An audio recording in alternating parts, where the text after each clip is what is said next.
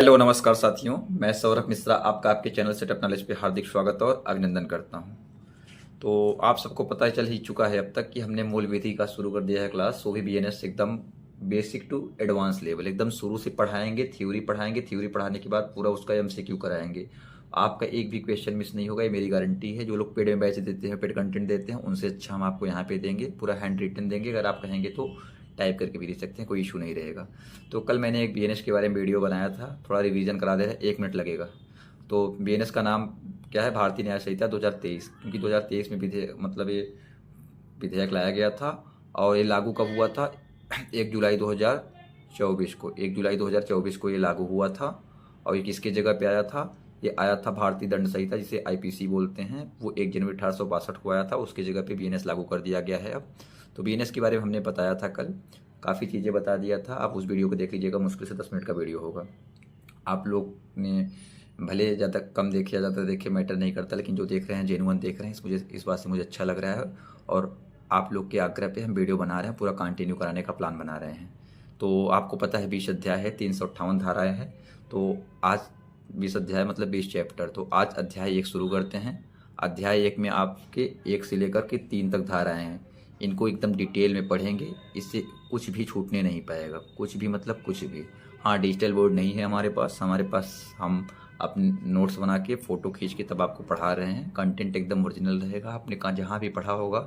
अगर अब तक आपको समझ नहीं आया तो एक बार हमारा क्लास ज़रूर देखिएगा। तो अध्याय 1 में 1, 2, 3 धाराएं हैं। तो धारा 1 समझते हैं। धारा 1 में क्या है?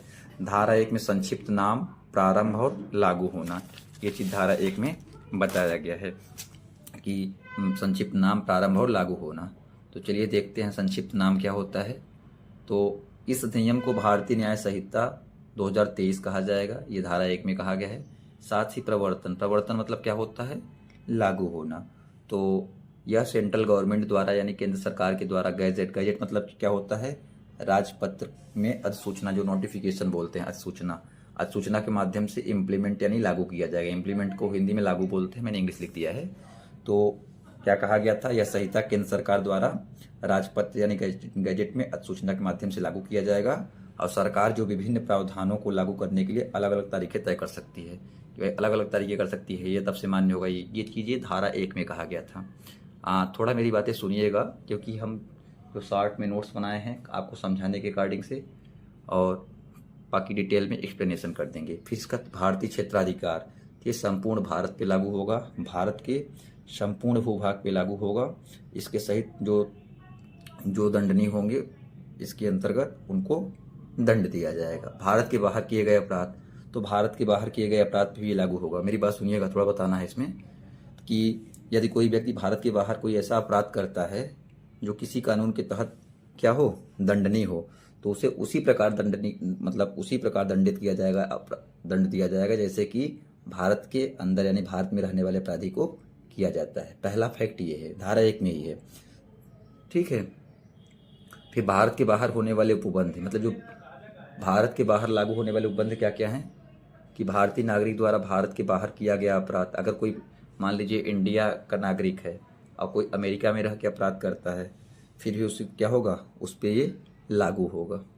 फिर भारत में पंजीकृत किसी जगह, यानी भारत में कोई रजिस्टर्ड हो, जहाज हो, चाहे पोत हो, चाहे एयरप्लेन हो, यानी हवाई जहाज हो, इस पे किए गए अपराध, चाहे वो वहाँ हो, मतलब चाहे वह कहीं भी स्थित हो, मतलब चाहे मुंबई हो, दिल्ली हो, या बाहर कहीं मतलब हो, विदेश में हो, लेकिन वो रजिस्टर्ड हो इंडिया में, तो उसको बीएनएस के तहत दंड दिया जाएगा। धारा 1 में कहा गया है ये।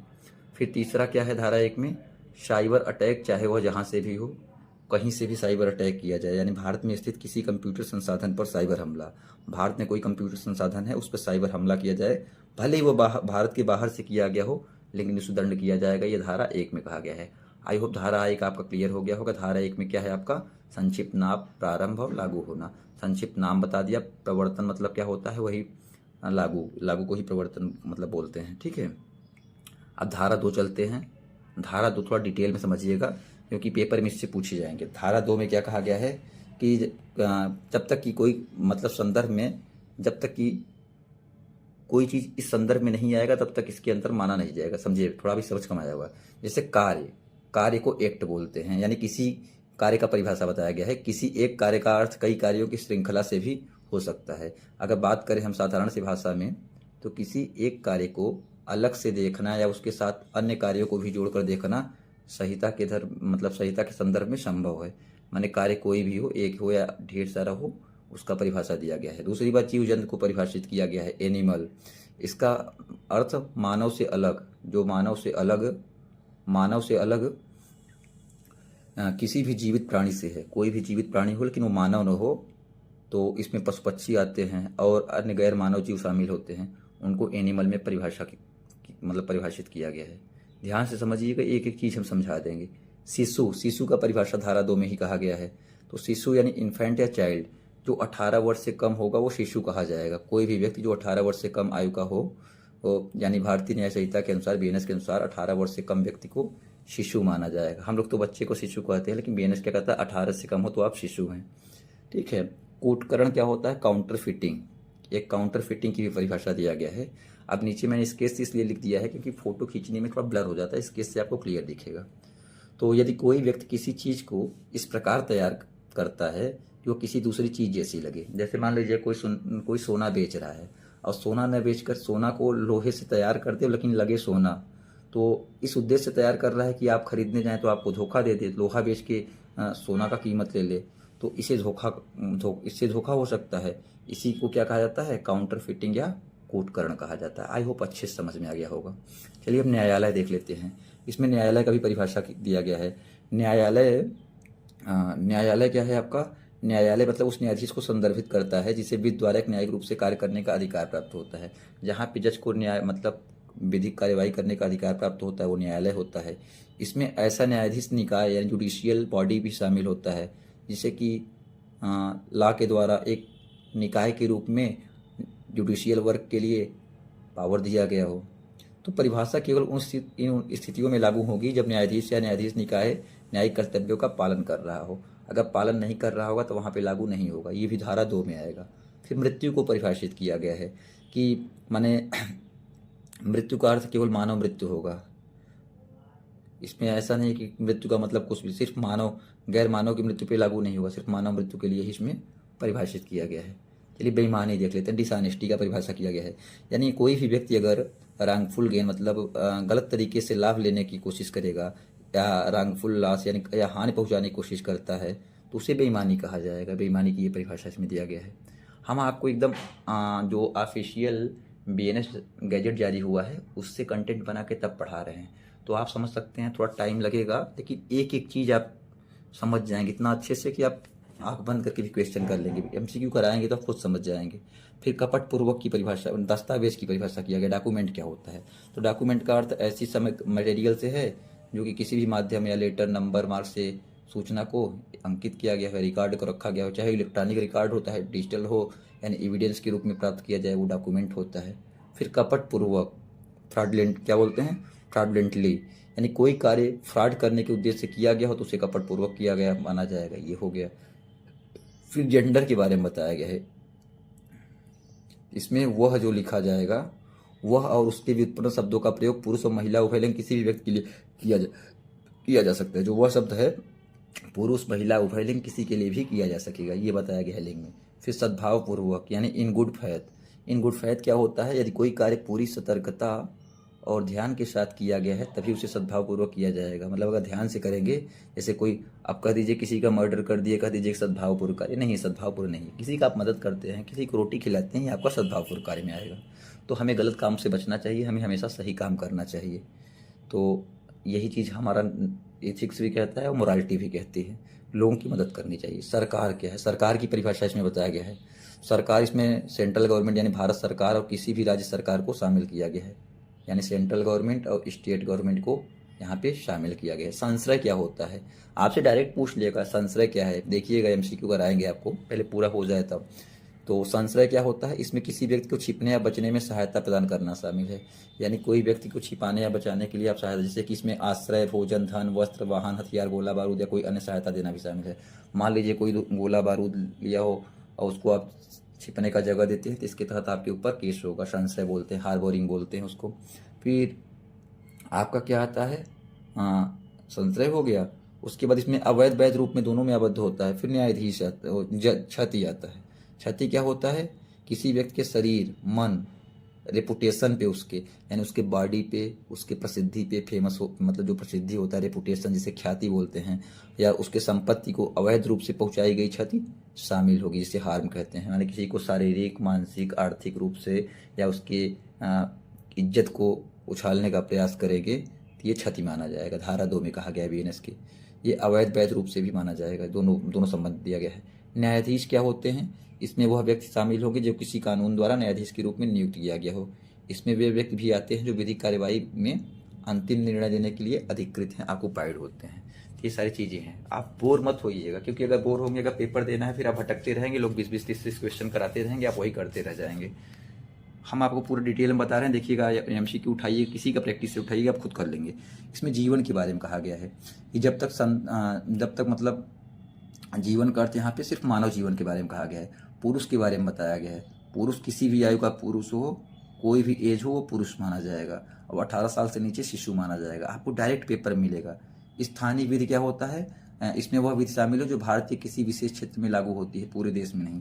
जैसे कि पूर्वोत्तर वाले जानते हैं, पूर्वोत्तर में राज्य में कुछ है ना, जैसे असम, मेघालय वाले में है, वो सारी चीज़ें। मास और वर्ष के बारे में बताया गया है, मंथ एंड ईयर के बारे में। तो मास और वर्ष की गणना ग्रेगोरियन कैलेंडर्स के अनुसार किया जाएगा, ये इसमें कहा गया है। चल संपत्ति, मूवेबल प्रॉपर्टी। इस चल संपत्ति क्या होती है? एक चल संपत्ति होती है, एक अचल संपत्ति होती है।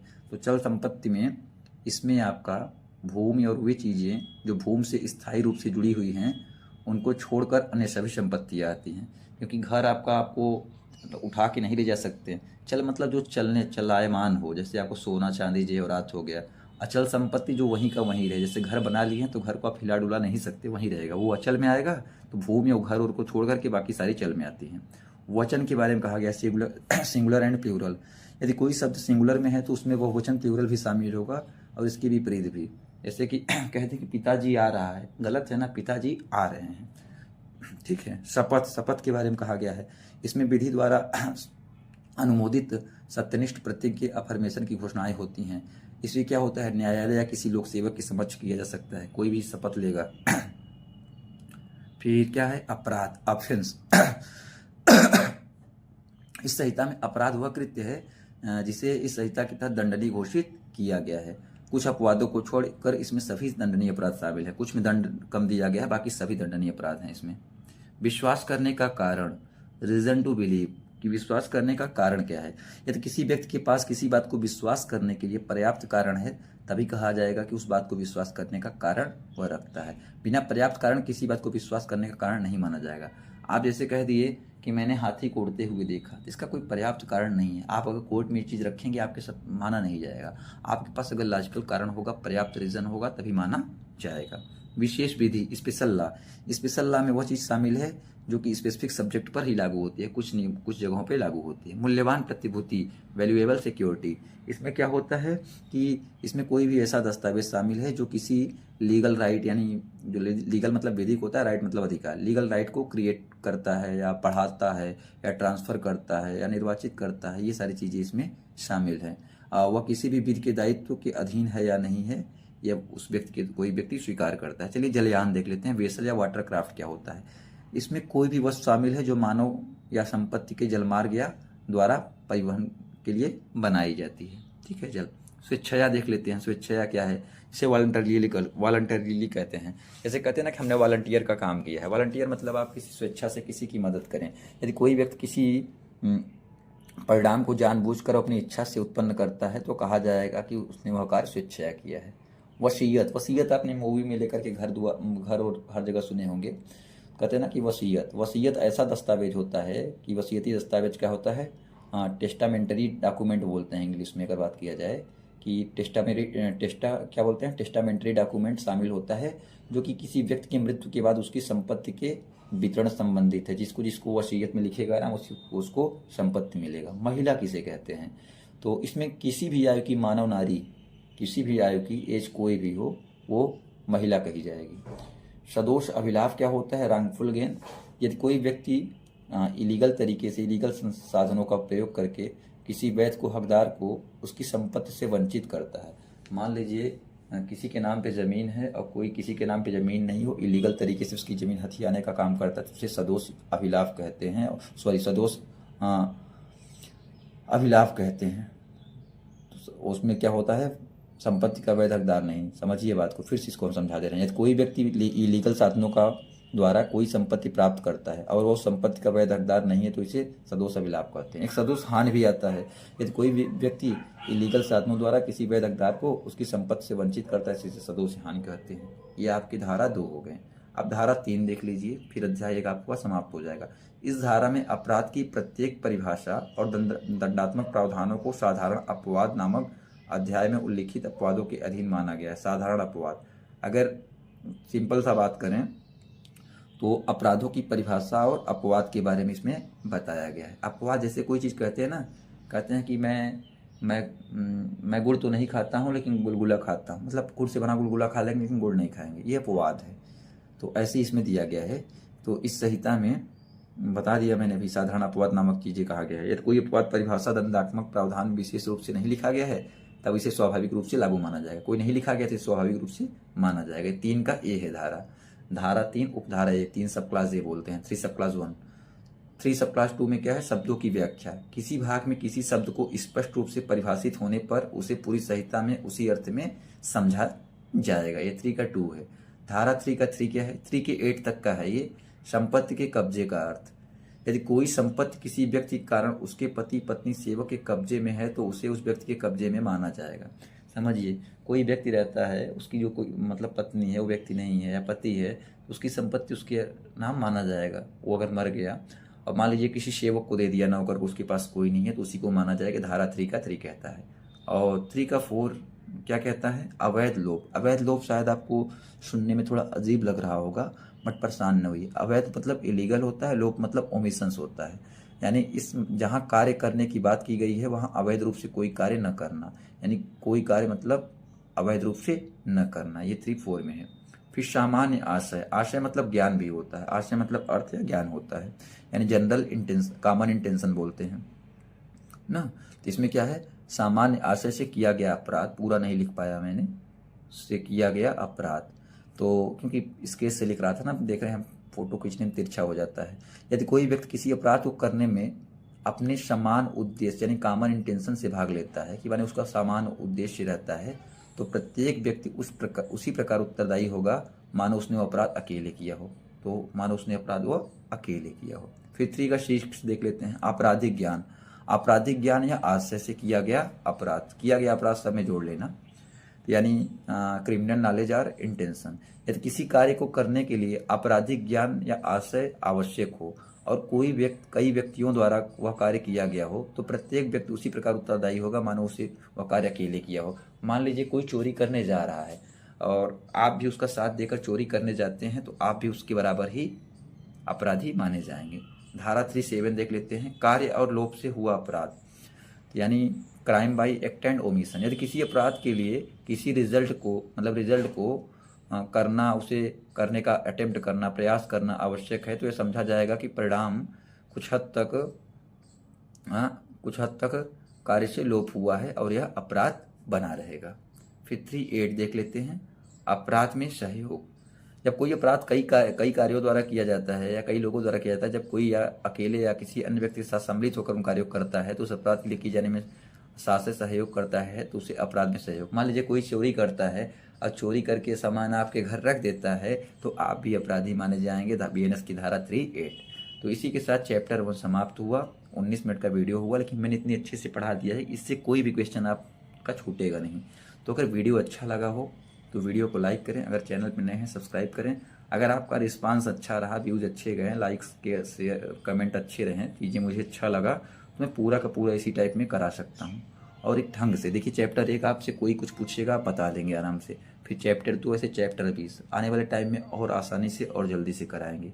तो आई होप आपको वीडियो अच्छा लगा हो। अगर हमारा एफर्ट अच्छा लगा है तो एफर्ट को सराहना कीजिए, ये मेरे लिए इंस्पिरेशन का काम करता है, इंस्पिरेशन का। तो वीडियो को लाइक करें और अपने दोस्तों और तैयारी करने वालों को शेयर करें साथ में, जिससे हमें देखिए जितनी ज़्यादा चैनल में लोग देखेंगे उतने हम बनाने का काम करेंगे, हमें अच्छा लगेगा। तो आप कमेंट ज़रूर करिएगा, और कुछ ना समझ में आया फिर भी आप कमेंट करिएगा।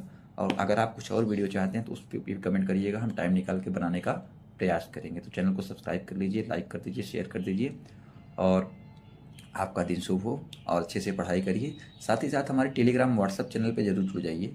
वहाँ पे आने वाले टाइम में जब यहाँ पूरा हो जाएगा तो वहाँ पे हम क्विज़ भी करा देंगे। तो टेलीग्राम सर्च कर सकते हैं सेटअप नॉलेज, और अगर कुछ हेल्प चाहते हैं तो इंस्टाग्राम पे भी फॉलो कर सकते हैं सेटअप नॉलेज करके, और टेलीग्राम और व्हाट्सएप का लिंक हम कमेंट बॉक्स में दे देंगे। तब तक के लिए बाय बाय, मिलते हैं नेक्स्ट वीडियो में। Thank you so much.